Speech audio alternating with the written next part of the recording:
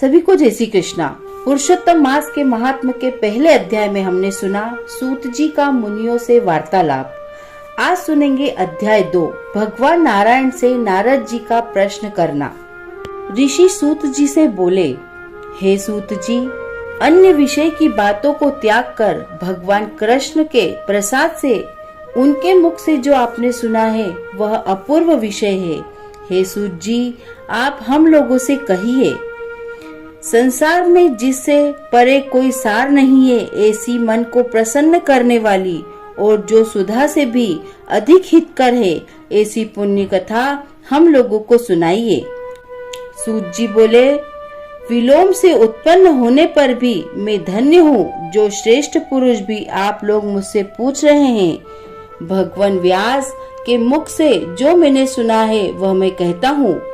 एक समय नारद मुनि नर नारायण के आश्रम में गए, जो आश्रम बहुत से तपस्वियों, सिद्धों तथा देवताओं से भी युक्त थे और बेर, बहेड़ा, आंवला, बेल, आम, केथ, जामुन, कदम्ब आदि और भी अनेक वृक्षों से सुशोभित है। भगवान विष्णु के चरणों से निकली हुई पवित्र गंगा और अलकनंदा भी जहाँ बह रही है, ऐसे नर नारायण के स्थान में श्री नारद मुनि ने जाकर उन पर ब्रह्म नारायण को, जिनका मन सदा चिंतन में लगा रहता है, जिसके जितेंद्रिय काम क्रोध आदि छहों शत्रुओं को जीते हुए हैं, अत्यंत प्रभा जिनके शरीर से चमक रही है, ऐसे देवताओं के भी देव तपस्वी नारायण को साष्टांग दंडवत प्रणाम कर और हाथ जोड़कर नारद उस मुनि व्यापक प्रभु की स्तुति करने लगे। नारद जी बोले, हे देवादिदेव, हे जगन्नाथ, हे कृपा सागर, आप सत्यव्रत हो, त्रिसत्य हो, सत्य आत्मा हो और सत्य संभव हो। आपको मेरा बारंबार नमस्कार है। मैं आपकी शरण में आया हूँ। आपका जो तप है वह संपूर्ण प्राणियों की शिक्षा के लिए और मर्यादा की स्थापना के लिए है। यदि आप तपस्या न करें तो जैसे कलयुग में एक के पाप करने से सारी पृथ्वी डूबती है, वैसे ही एक के पुण्य करने से सारी पृथ्वी तरती है। इसमें तनिक भी संशय नहीं है। पहले सतयुग आदि में जैसे एक पाप करता था तो सभी पापी हो जाते थे, ऐसी स्थिति हटाकर कलयुग में केवल कर्ता ही पापों में लिप्त होता है। यह आपके तप की स्थिति है।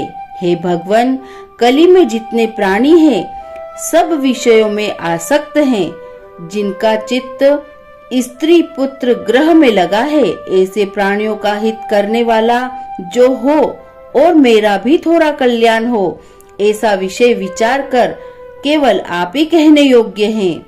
वही आपके मुख से सुनने की हमारी इच्छा है। आप ही उपकार प्रिय विष्णु हैं, ऐसा वेदों में निश्चित है। इसलिए लोकोपकार के लिए कथा का सार इस समय आप सुनाइए, जिसके श्रवण मात्र से निर्भय मोक्षप्रद को प्राप्त करते हैं। इस प्रकार श्री नारद जी का वचन सुन भगवान ऋषि आनंद से खिलखिला उठे और भुवन को पवित्र करने वाली पुण्य कथा आरंभ की। श्री नारायण बोले, हे नारद, गोपों की स्त्रियों के मुख कमल के भ्रमर, रास के ईश्वर, रसिकों के आभरण, वृंदावन बिहारी, व्रज के पति आदि पुरुष भगवान की पुण्य कथा को कहता हूँ, जो निमेष मात्र समय में जगत को उत्पन्न करने वाले हैं। उनके कर्मों को, हे वत्स, इस पृथ्वी पर कौन वर्णन कर सकता है। हे नारद मुने, आप भी भगवान के चरित्र का सरस सार जानते हैं और यह तो जानते ही हैं कि भगवत चरित्र वाणी द्वारा नहीं कहा जा सकता, तथापि अद्भुत पुरुषोत्तम महात्मा आदर से कहते हैं। यह पुरुषोत्तम महात्मा दरिद्रता और वैधव्य को नाश करने वाला, यश का दाता एवं सत्पुरुष और मोक्ष को देने वाला है। अतः शीघ्र ही इसका प्रयोग करना चाहिए। नारद बोले, हे मुने, पुरुषोत्तम नामक कौन देवता है, उनका महात्म क्या है, यह अद्भुत सा प्रतीत होता है। अतः आप मुझसे विस्तार पूर्वक कहिए। सूत जी बोले, श्री नारद का वचन सुन नारायण क्षण मात्र पुरुषोत्तम में अच्छी तरह मन लगाकर बोले। श्री नारायण बोले, पुरुषोत्तम, यह मास का नाम जो पड़ा है वह भी कारण से युक्त है। पुरुषोत्तम मास के स्वामी दया सागर पुरुषोत्तम ही है, इसलिए विष्णुगण इसको पुरुषोत्तम मास कहते हैं। पुरुषोत्तम मास के व्रत करने से भगवान पुरुषोत्तम अर्थात विष्णु प्रसन्न होते हैं। नारद जी बोले, चैत्रादि मास जो है वे अपने अपने स्वामी देवताओं से युक्त हैं, ऐसा मैंने सुना है, परंतु उनके बीच में पुरुषोत्तम नाम का मास नहीं सुना है। पुरुषोत्तम मास कौन है और पुरुषोत्तम मास के स्वामी कृपा के निधि पुरुषोत्तम कैसे हुए? हे कृपा निधे, आप मुझसे कहिए, इस मास का स्वरूप विधान के सहित है। हे प्रभु, वह भी कहिए, इस मास में क्या करना, कैसे स्नान करना, क्या दान करना, इस मास का तप, पूजा, उपवास आदि का क्या साधन है, वह भी कहिए। इस मास के विधान से कौन देवता प्रसन्न होते हैं और क्या फल देते हैं, इसके अतिरिक्त और जो कुछ भी तथ्य है वह हे तपोधन मुझसे कहिए।